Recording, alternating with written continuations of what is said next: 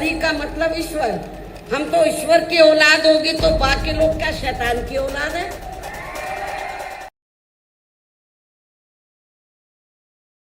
ये मैंने 1977 में जब मुझे उन्होंने ऑल इंडिया की तरफ से इनवाइट किया तो ये मैंने वहां पर बोला था। दोस्तों जय भीम नमो बुद्धाय। बहन कुमारी मायावती ने क्यों आखिर हरिजन शब्द के बारे में ये वाक्यांश क्यों कहा कि हम अगर हरि की जन है तो फिर सब क्या शैतान की औलाद है। तो दोस्तों ये अंत्यज जो शब्द है, इस हरिजन शब्द का जो उत्पत्ति है, जो महात्मा गांधी ने 1932 के अंदर इसका किया गया। 30 सितंबर 1932 को अस्पृश्यता निवारण संघ था, लेकिन 13 सितंबर 1933 को इस शब्द को हटाकर इसको हरिजन संघ के नाम से इसको जोड़ दिया गया। तो दोस्तों ये जो हरिजन शब्द है ये गांधी का हरिजन है। गांधी अगर हरिजन शब्द आपके लिए इस्तेमाल करता है तो फिर अपने नाम के आगे क्यों नहीं लगा लेता। तो इसीलिए एक मंच पर, खुले मंच पर किसी ने हरिजन शब्द बोला तो मायावती जी तुरंत अपने स्टेज से हरियाणा के अंदर जवाब दे रही हैं। तो पहले खुद सुन लीजिए कि किस तरीके से उनकी स्टेटमेंट है और कैसे बेबाक तरीके से बोलती है। वो आर्यन लेडी है और देश को नई दिशा और दशा बदलने के लिए प्रेरित करती है, लोगों के अंदर आग भरने का काम करती है कि आपके साथ शब्दों से कैसे खेला जा रहा है। तो उन शब्दों को सुनिए जो कि आप अनजान है। तो चलते हैं बहन कुमारी मायावती जी को सुन लेते हैं। तो सुनिए। संविधान में दलितों के लिए तो हरिजन लफ्ज का इस्तेमाल नहीं किया गया है, बल्कि अनुसूचित जाति व जनजाति लफ्ज का इस्तेमाल किया गया। मैं चाहूंगी इन लोगों के जो पूर्व स्टेट अध्यक्ष हैं तो मेरे ख्याल वो भारतीय संविधान को जरूर स्टडी करें, पढ़ें और ये देखें कि अनुसूचित दलितों के लिए क्या लफ्ज इस्तेमाल किया गया है। तो मुझे क्या लगता है ये बाबा साहब के बारे में इनको जानकारी है, लेकिन ये भी जानकारी लेनी चाहिए कि SC ST के लिए क्या लफ्ज इस्तेमाल किया गया है।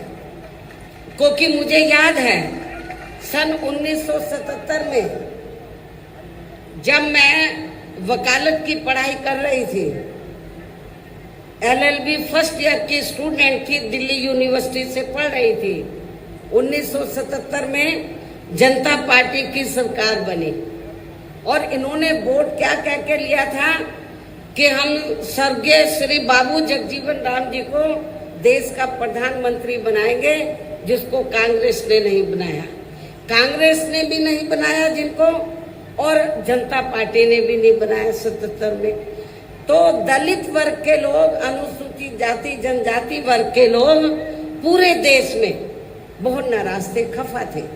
तो उस समय उन्होंने दिल्ली में एक 3 दिन का जाति तोड़ो सम्मेलन रखा और उसमें ऑल इंडिया की तरफ से, तो यूथ की तरफ से, नौजवानों की तरफ से मुझे उन्होंने इनवाइट किया बोलने के लिए।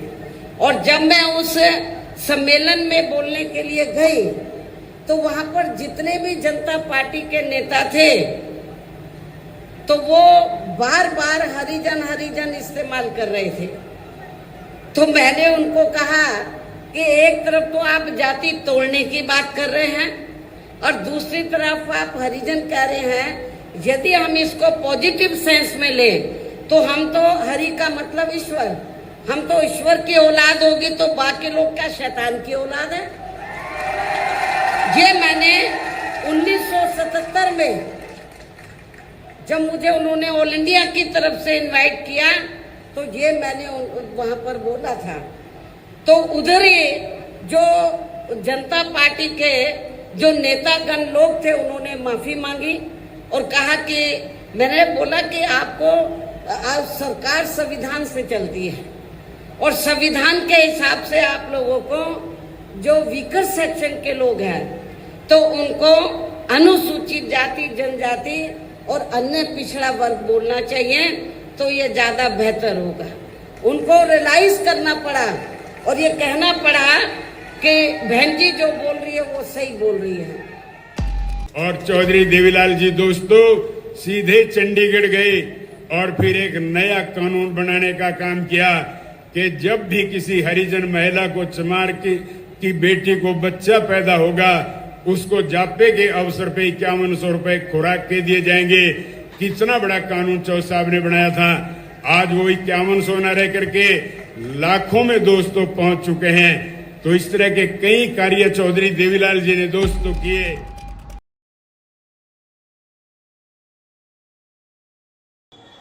तो दोस्तों आपको ये वीडियो कैसा लगा कमेंट बॉक्स में अपनी प्रतिक्रिया दें और आप बेबाक तरीके से हर यहाँ पर आपको खबर दिखाई जाती है तो दोस्तों इस वीडियो को ज्यादा से ज्यादा कैरी फॉरवर्ड करें ताकि देश की जनता जागरूक हो सके। और अभी तक लकी कोई न्यूज चैनल को आपने सब्सक्राइब नहीं किया तो आप सब्सक्राइब कर लीजिएगा। फिर मैं मिलूंगा लेटेस्ट न्यू वीडियो में न्यू इन्फॉर्मेशन के साथ। Thank you so much. Okay bye. जय भीम। नमो बुद्धाय। धन्यवाद।